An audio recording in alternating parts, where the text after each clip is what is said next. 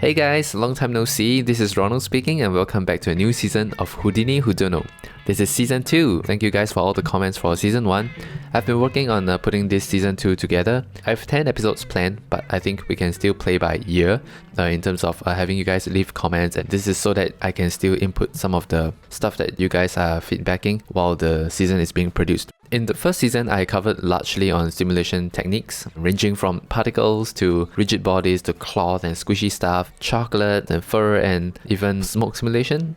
So in season 2, it's still a 10-part mini tutorial series. However, I'm going to target a little bit more for people who are coming in from other packages like Maya, Blender, C4D.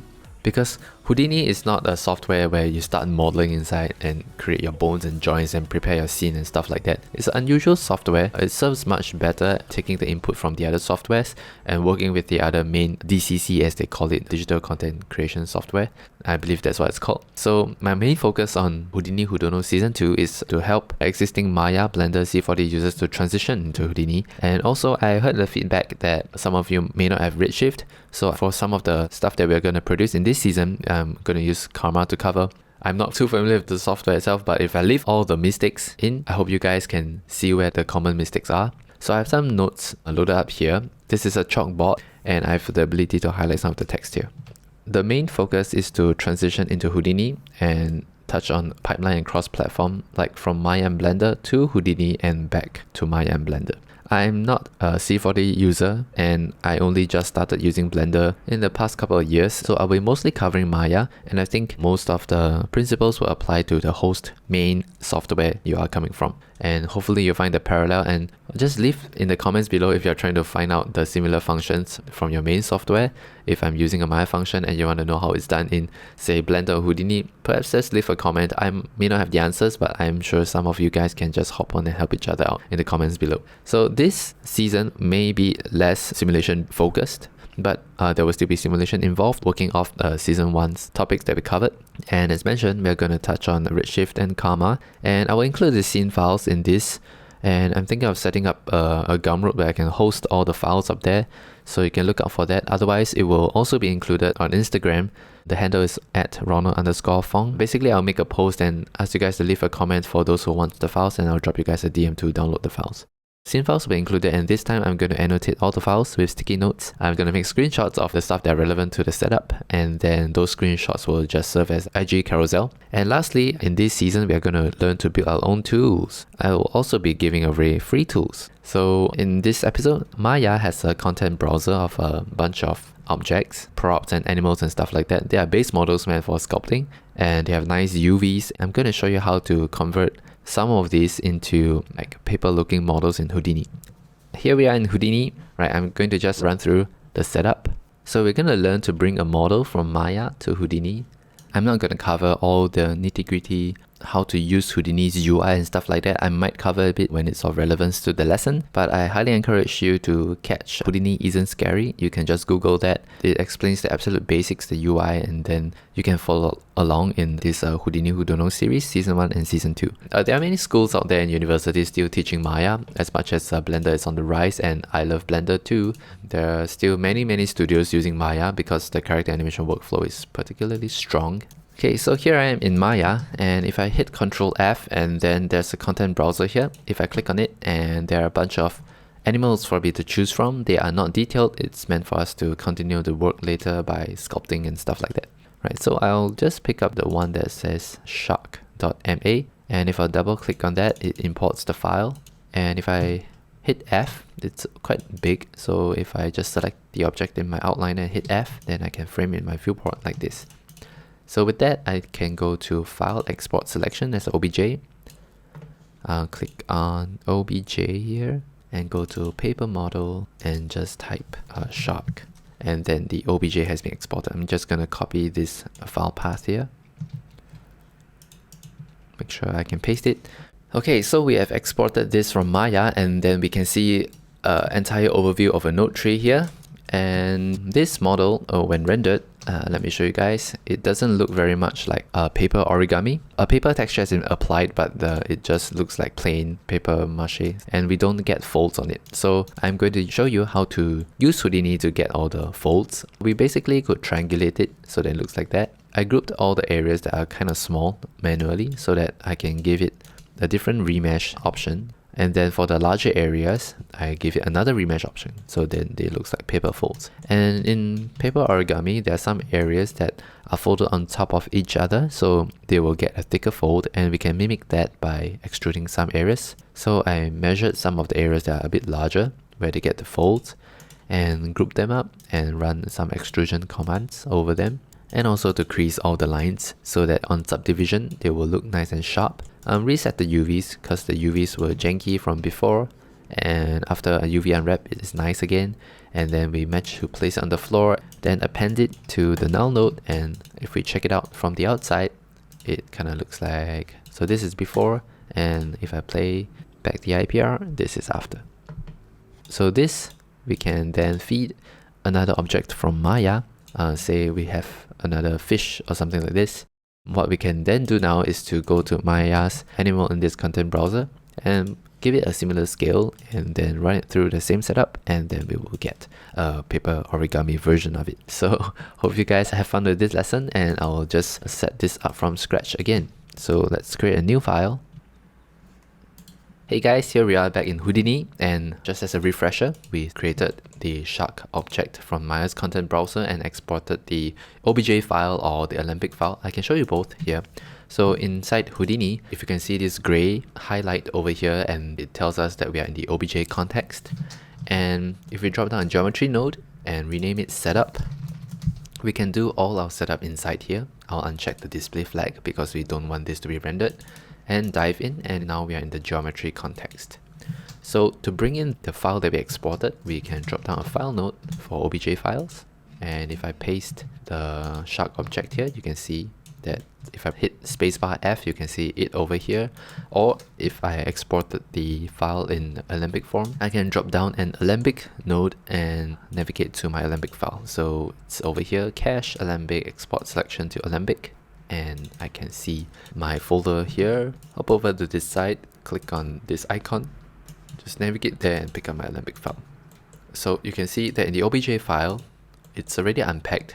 So you can see the UVs. If I middle mouse it, you can see the verts and everything like that over here. However, in Alembic, I don't see everything is packed up. So I will need to drop down a convert node. And everything is converted. So there are pros and cons to each approach. Let me just use the Alembic one like in the demo file, and let's continue the work. Well, prior to this, I would like to scale this down because this is corresponding to Maya units. In Houdini, per unit is recognized as 1 meter, and in Maya it's recognized as 1 centimeter. And when you bring the object over from Maya to Houdini, it doesn't do any meter to centimeter conversion at all. It just recognizes it as 1 Houdini unit is 1 Maya unit. Right, so we have a scale discrepancy here, but in our line of work, regardless of what is technically supposed to be the correct scale, when it comes down to it, it just needs to look correct. And a lot of the work we do at Masonry Studios will work quite nicely at the 1 meter scale when we simulate stuff. We work with largely small objects. When it's close to a meter, the simulations will generally run slower, but it's a nice dramatization of the effect, which works very well for us. So that's what I mean by when it comes down to it, it just needs to look correct. So let me drop down a transform node and append either after or before. I'll just choose to do this before and type 0.01, so that it's 100th of the scale now. And you can see on the grid is 0, 1, 2, 3, and so on, and it's close to the 1 meter scale.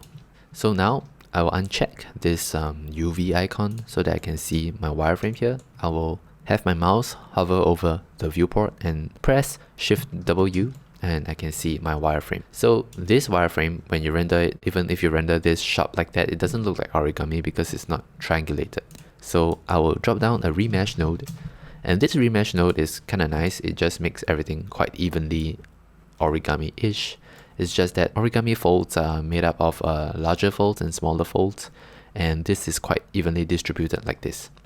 Right, so I'll attempt to address this by selecting only the small areas for the smaller folds, and I do that by hopping before the remesh node, putting my display flag on the convert and selecting the convert node, and go over to my viewport and hit S and choose the face selection. I can select the faces that are kind of like smaller, and I'll hold shift to add to my selection.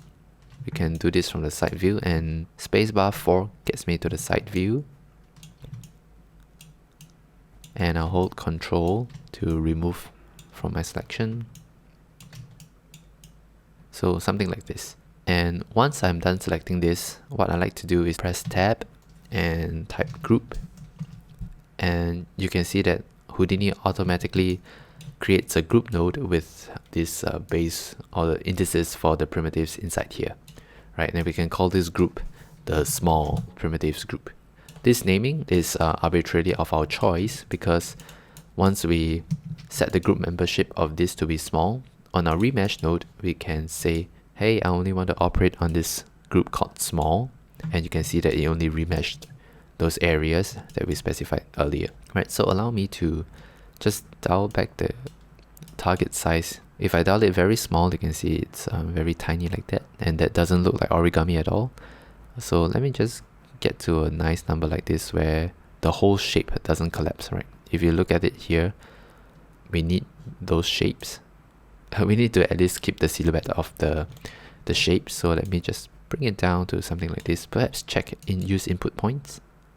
That sometimes helps because it takes the input points as one of the points for consideration of the shape, and that might help us retain the silhouette. So maybe something like this is quite nice. So before and after, not too much difference. And let's append another remesh, and this time we'll operate on all the areas but small. So in order to do that, I can create another group and manually select all the other areas, or I can use a shorthand here to put an exclamation mark in front of small. So this denotes everything but small. Right, if I hit enter for my next remesh node, if I uncheck use input points, I can remesh the other areas of my shark with a different setting now. So I think this is kind of nice. It's kind of cool. It retains the shape and it looks kind of origami-ish.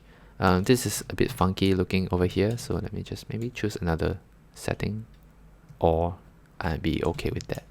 Alright, this is just a demo, so you can tweak it to your liking. Well, let's just render this for now and see what else we need to do. Well, I gave you guys a preview earlier just now that some of the folds need to get a double fold, so let's do that now. I don't want the double folds to be on the small areas because usually we cannot get double folds on the very tiny areas of origami, so they happen on the larger surfaces.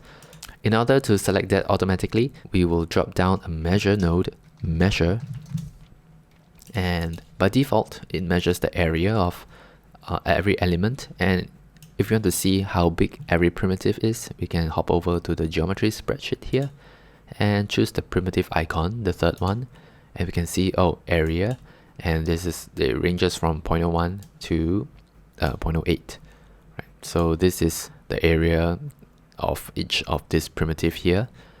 And so once that's measured, that's of no use to us, at least as of now. We want to do a group selection based on the area. And to do that, we can drop down the group expression node, expression, and we can say these are the larger pieces.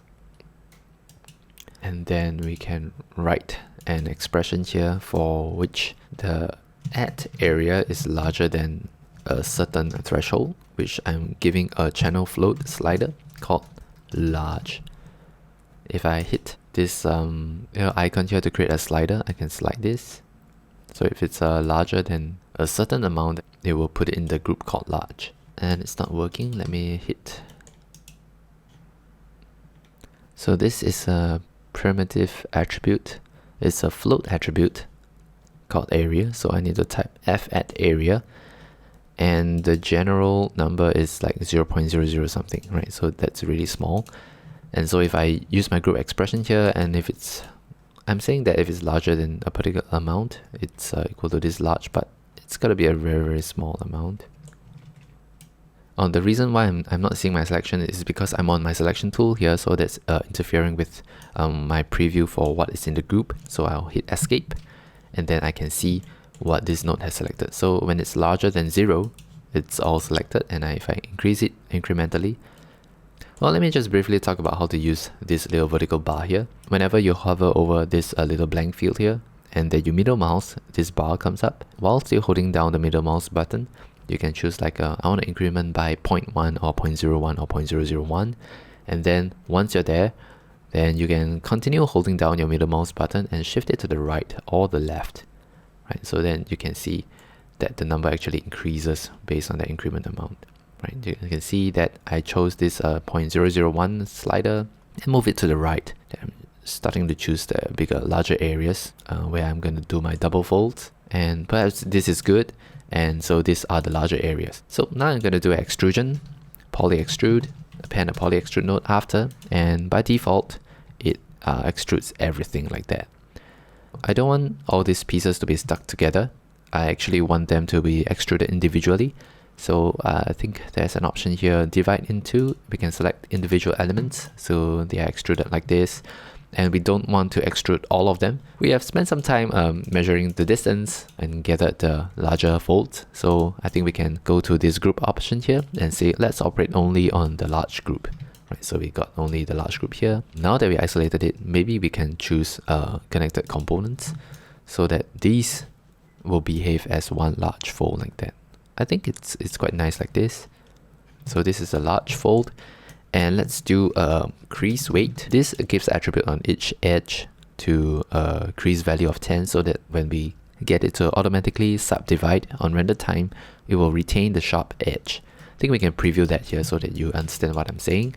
If I drop down a subdivide node, and we can see without the crease node, if I disable that and hit Shift W, you see everything looks kind of like mushy. But if I enable my crease, everything stays sharp like that. And I can lower the crease weight so that you can see that it kind of gets sharper and sharper. So perhaps a value of 1 is really nice. And we can choose to not extrude that much. Maybe just a little bit will be nice. And I'm thinking we can probably introduce somewhat of an inner fold on the sides of this. So under the poly extrude in Houdini is quite nice because we can choose to output the groups called extrude side, and let's just hit escape over the viewport and click on this group selection here and just highlight extrude side to see what is in the group. This is the group preview, and if we hover over extrude side, we can see that after Houdini does extrusion, we can check this checkbox here and it groups all the side groups into itself, right? So we can do an extrusion on the extrude side group so that we can get the illusion of inner fold. Right, so let's append another poly extrude node and then hop over to extrude side. We'll only operate on that one, and perhaps just increase or decrease this this distance, and perhaps we can use the inset. Let's just see how far we can push this. Perhaps just a tiny bit will be helpful, and we want to do a slight inset so that we get a fold like that. So after we crease all of it and we subdivide, we will get folds like this. So there's the illusion of an inner fold now. So this is before, this is after. We'll see how this looks like when it's all done. I'm going to increase my crease weight. So I'm going to pretend to subdivide twice and it appears to collapse the whole geometry. So I'm going to increase my crease weight to 10 and maybe lower it a little bit until it starts smoothing out. So perhaps something like 2 is nice.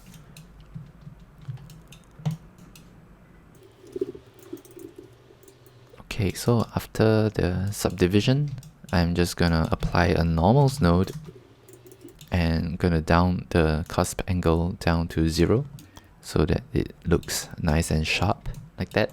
And there we have it. Well, let's just render this now. So to do that, let's drop down a null node and rename this alt paper origami. And as a point of comparison, well, let's put it on the floor by using a match size node and put it on justify minimum y, and that puts it on the floor like this automatically by measuring the bounds of the object. And we can do that in comparison with the one that has been just convert it from Maya. So this is before, this is a non-paper origami, so this is my source. And I'll color them both green for just a visual indication that they are meant to be rendered. And I'll select both and hop over to my shelf tool. So now I'm gonna source them both. I'll just hop outside and create two new geonodes. One of them will be called my paper origami, and the next one I will call it source. And here I will color them green so that I know that they are meant to be rendered as a geometry, and I'll drop down a object merge node, basically pulling the source from another geonode. So this is an empty object merge node. You can just hit this icon here and you can pick up from the setup file the paper origami. And in source, we will drop down another object merge node, and this time we'll pick up the other one called source.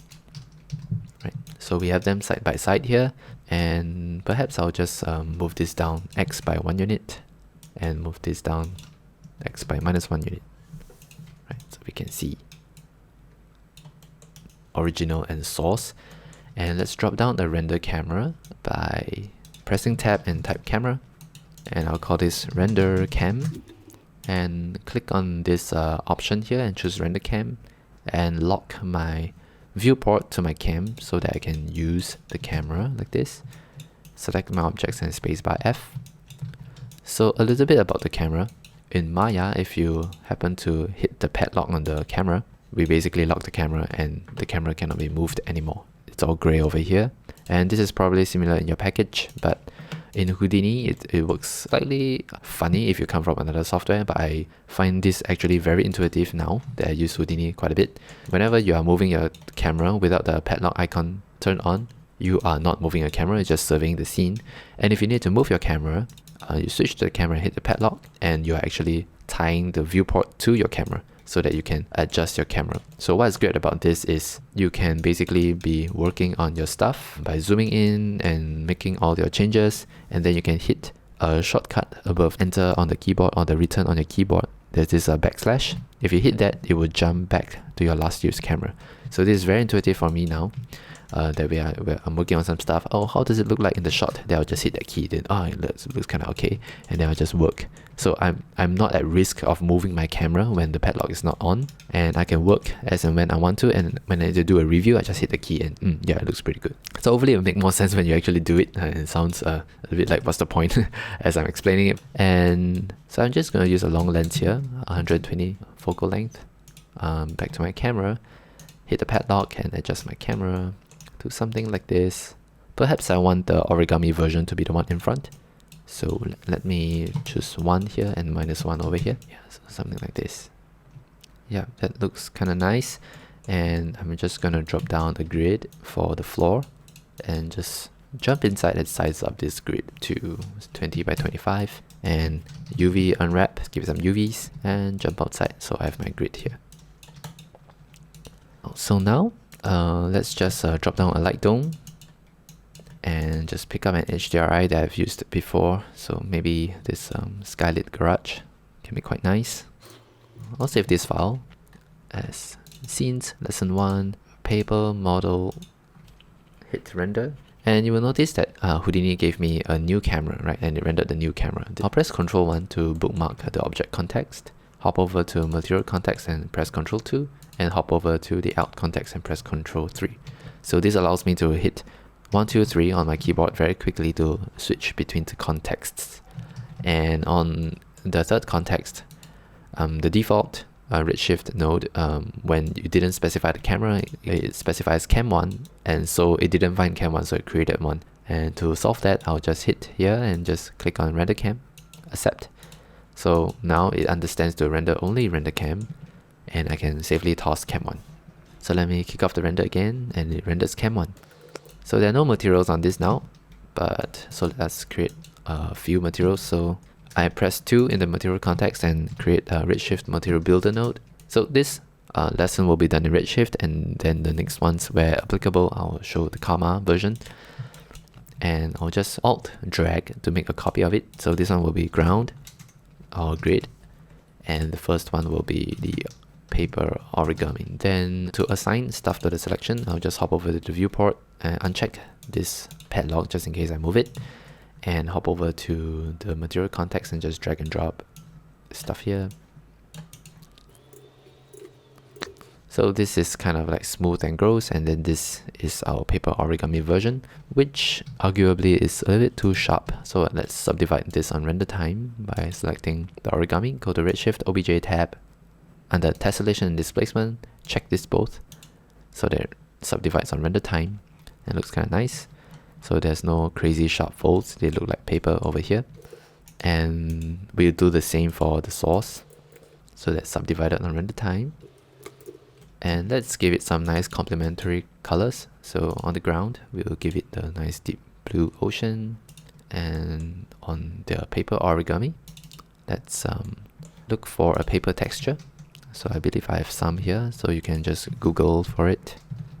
RS texture and hit.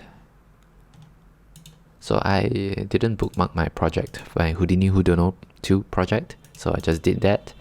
And hop over to production, source, and I got my paper model, and I got this newspaper texture here. And I'll just plug it into the base color and hit play. And you can see I got some newspaper folds going on here. So you can see this is not very convincing. As nice as and smooth as it looks, it's not very convincing as a paper model, but this is much more. Right. So I will just make sure that the color space is set correct. So let's change it to RGB, and I will append a redshift color correct in between, color correction node, and just plonk it in between so that I can lower the saturation of it, and perhaps adjust the color is perfectly fine. And then under the standard material, we want this to behave a little bit like paper, and there's a paper preset that I made, so I'm just gonna choose that. So that allows some of the light to pass through. And yeah, this is it. So this is converting geometry from a very basic looking model into something that looks like origami. Some of these blacks here, I'm not too happy with it. So let me just hop inside to see what's going on. I'll disable my subdivide and look at its crease weight and enable the subdivide to see what's going on. I think this normals node might have made everything a little bit too sharp. So let me just increase this a wee bit, like maybe 16, and see if it looks any better. Let me just switch to clay mode and see if the folds are nice. Yeah, the folds are pretty good. So let me just disable the subdivide and the normal to see what it then looks like. It doesn't have UVs at the side, that's why it's all dark. So the modeling is fine. We forgot about the UVs. So the UVs are all janky like this. Let's drop down a UV unwrap. Like this, right? So it should be fine now. Let's play back. Yeah, nice. So we get paper folds. In fact, it's quite convincing, right? The texture of it just comes from another part of the newspaper. I'm pretty happy with this result, and that's how you convert some of the geometry over. So this took quite a while, but I assure you it doesn't take that long without all the explanation. Let's just enjoy the benefits of this thing by exporting the other sea creatures over. So let's hit Ctrl F and go to content browser. Let's do this once more, and maybe let's get the turtle. And the turtle is roughly the same size as the shark, which is kind of nice. We need this to be the same size because we dialed in the remesh options to fit the scale, right? So with the turtle selected, let's go to cache, Alembic cache, export selection to Alembic. And under paper model, let's do this one underscore turtle dot Alembic. Let's copy this directory here and hop over to this other setup and go to setup. And instead of this Alembic file, I'm just gonna make an entire copy of this by alt dragging. And this time I'll pick up the turtle instead. So let me just ghost this transform here to see how big it is. And on this transform here, I'll just scale it to a very similar size like that. So it's like 0.03. And do a conversion So this is the entire parallel, but I do need to do some manual changes to what is deemed as small. So let me click on this to readjust my small selection and unhide all those, and perhaps hop over to the top view and just do a selection of these flippers here. That's why it's deemed as small, and hit enter to confirm my selection. So those are small. We determine as small. Gonna uncheck this unghost this transform one, and we remeshed what is small, and we then remesh whatever that is not small. So perhaps I killed the head, right? So let's just save ourselves by putting the head also in the small group. So here, let's just add this in also as a small group. Enter, and so we remesh those as small. Perhaps just drop this down a little bit and remesh the rest with larger pieces. I think they can actually go larger like this, and we use a measure swap, and then we don't have to tweak anything on the measure swap. It's just there to measure something, and then we can adjust this to, hey, how about this as the larger folds? Let's give them something nice double fold maybe, and then we will extrude it by this amount, and also push it in by that amount, crease it, subdivide it, give it normals, re-establish the UVs, and put it on the floor. So then we have paper origami, and we have these two as well. Right, so let's call this paper origami 2 and sauce 2. I'm going to use a shortcut for this. Under the custom tools that I've built for the studio, I have this out to geometry node here. If you click on it, then it pushes it out to the world without too much work. So I think we can build this tool during the course of this Houdini Houdino, so you can stick around for that. I'm going to show you how to build that tool. So here, under my source, the source has always been -1. And so I'm going to choose source 2, -1, and paper origami 1. And for this both, I'm going to go to the Redshift OBJ tab and turn on enable tessellation. And on here, I'm going to apply paper origami to both the objects, and that's it. So if I unhide the first two, just hop over to the camera, you can see the turtle version of this. Right? So this looks entirely like a paper origami. That's pretty cool. Let me just move this source down by -1.5 maybe, because they're kind of intersecting with each other. Let's kick off the render again. And it looks kind of nice, but also a little bit out of the view. So let me hit the padlock and just frame these two up like this. And perhaps a higher camera will be nice. Yeah, like this. So that doesn't look so good with all the white stuff over there. So let me just give it another material here.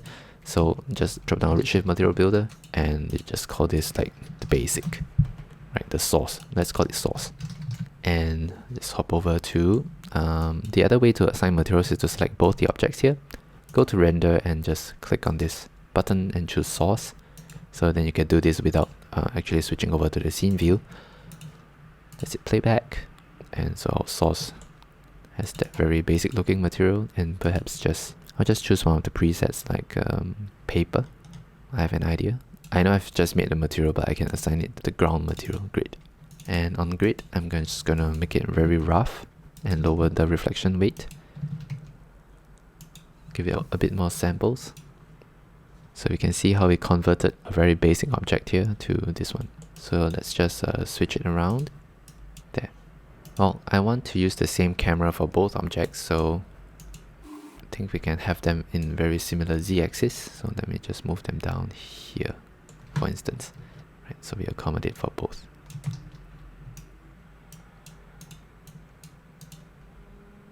Perhaps I can stage it such that the first one takes the most real estate on the screen. I know how to do this. Let's put this at 0 on the x-axis and have the source as -2. Let's put them farther away so that we can frame only our main geometry.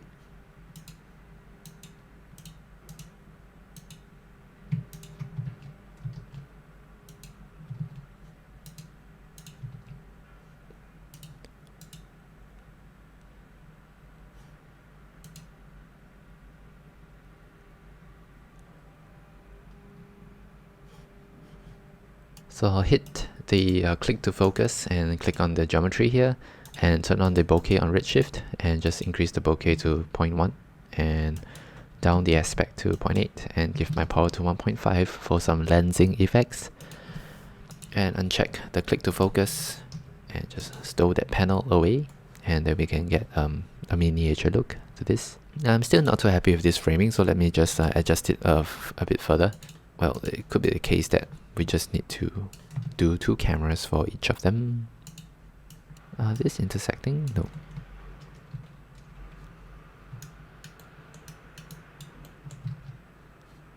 Okay, it's kind of nice to see the side profile of the sharks like this, but the back here is exposed, so let's do some modeling. Let me just save the file.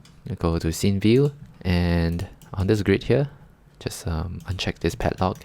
This grid here, I'm just gonna dive inside and make a copy of it and rotate this 90 degrees on the Z and move it down by this much on the X, -10. And I'll do the same for a new grid, or maybe this grid, and just rotate this. To do this in the viewport, just press R, and then you can middle mouse on this red gizmo here and rotate 45 degrees or 15 degrees like this to what's right. And we can hit T for translation and just move this over and hit on the point snap, and we can point snap to certain stuff here like this, and maybe this grid here. And so we build a box of sorts, and in here we can hit playback. You can see a little box. It's either that or we hide this too and we size this grid like mega huge.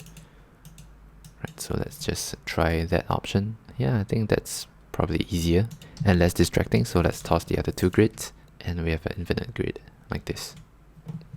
So I think this looks pretty cool. We can render a moving camera around this, or we can animate this, and let me just check the turtle version of it.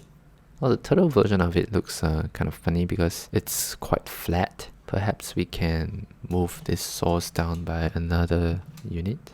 Oh, I know what to do. Inside the setup here, before putting it on the ground, I can do a slight rotation off axis like that, like this, so that -25, and I'll put that also for the source. Yep, so that we can see the model a bit nicer, clearer.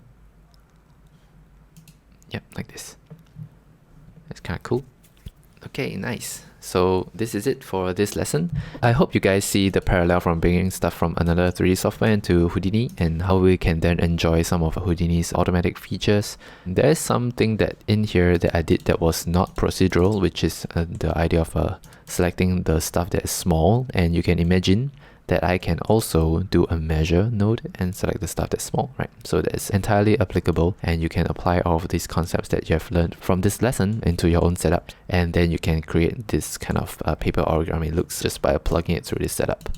Right, just talk a bit about what we have gone through so far. So this season we'll focus a little bit more about transiting to Houdini. So I spent a little bit more time talking about how to get from the other software to Houdini, and I haven't gone through the backflow yet, but I think we can start with this, and then at some point we can show you how to bring stuff back into Blender. This is slightly less simulation focused, and I think we can start easy. In this lesson we did not do any simulation at all. Perhaps the demo that you see on screen at the start of it might be simulated just because I want to make a nice demo. Well, you guys can let me know if you want to see how I did that. I can cover it as a makeup episode of sorts.